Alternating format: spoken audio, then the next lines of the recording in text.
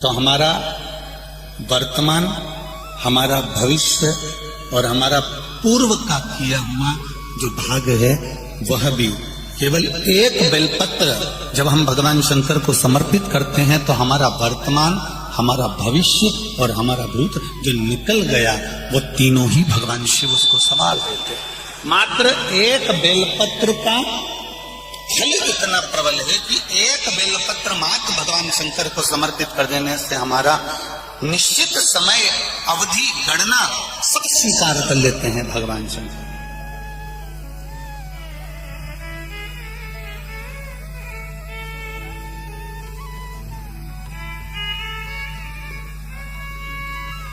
एक बेलपत्र की 3 पत्तियां नहीं है। एक बेलपत्र में जो ब्रह्मा विष्णु महेश हैं, एक बेलपत्र में जो हमारा जीवन है, एक बेलपत्र में जो हमारे देव अधिदेव महादेव विराजमान है, एक बेलपत्र में जो माँ जगज्जननी दुर्गा भवानी विराजमान है, एक बेलपत्र में जो नारायण लक्ष्मी विराजमान है, एक बेलपत्र में जो ब्रह्मा ब्रह्माणी विराजमान है, एक बेलपत्र के अंतर्गत जो मेरे देव अधिदेव महादेव की 64 योगनियां विराजमान है, एक बेलपत्र के अंतर्गत 33 कोटि देवी देवता विराजमान है, एक बेलपत्र के अंतर्गत संपूर्ण ब्रह्मांड का सुख विराजमान है। वो बेलपत्र कोई साधारण नहीं होती। शिव को चढ़ा देने पर वो बेलपत्री का सुख हमारे जीवन पर्यंत प्राप्त होगी।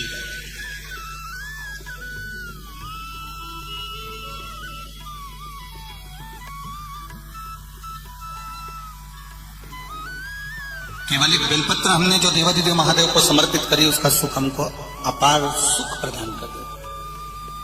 पुण्य 3 तरह से होता है, एक मन से, वचन से और कर्म से।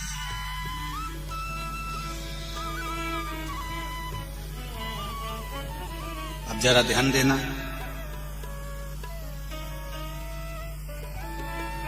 मन से हम जिंदगी में कभी किसी के प्रति भेदभाव न रखें। गलत अगर भोजन किया है तो हम गलत सोचेंगे, पर यदि भोजन करने के बाद भी हमने अगर भगवान के चरणारविंद का मात्र थोड़ा सा चरणोदक, थोड़ा सा अमृत ग्रहण कर लिया है, तो जो हमने भोजन ग्रहण भी करा है और मालूम पड़े कोई गलत जगह का भोजन कर लिया है और हमने शंकर भगवान पे चढ़ा हुआ वो जल थोड़ा सा हमने पी लिया है, तो हमारे भीतर अगर गलत भोजन चले भी गया है तो ये निश्चित है उस भोजन को शिव का चढ़ा हुआ चरणोदक पवित्र कर देता है, गंगा का जल मानकर उसको शुद्ध कर देता है।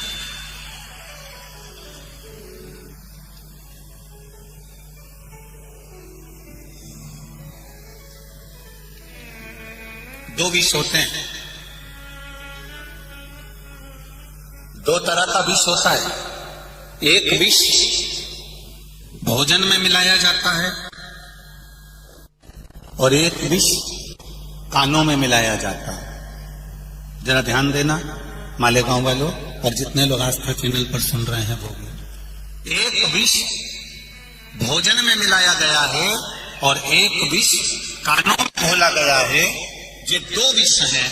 इसमें एक विष जो भोजन में मिलाया गया है उस विष से तुम बच सकते हो, पर जो कानों में जहर उगला गया है उससे जिंदगी में कभी बचला नहीं जा सकता, कभी नहीं बच सकते उससे कभी बचा नहीं जा सकता। आप उससे कितना भी प्रयास कर लो नहीं बच सकते।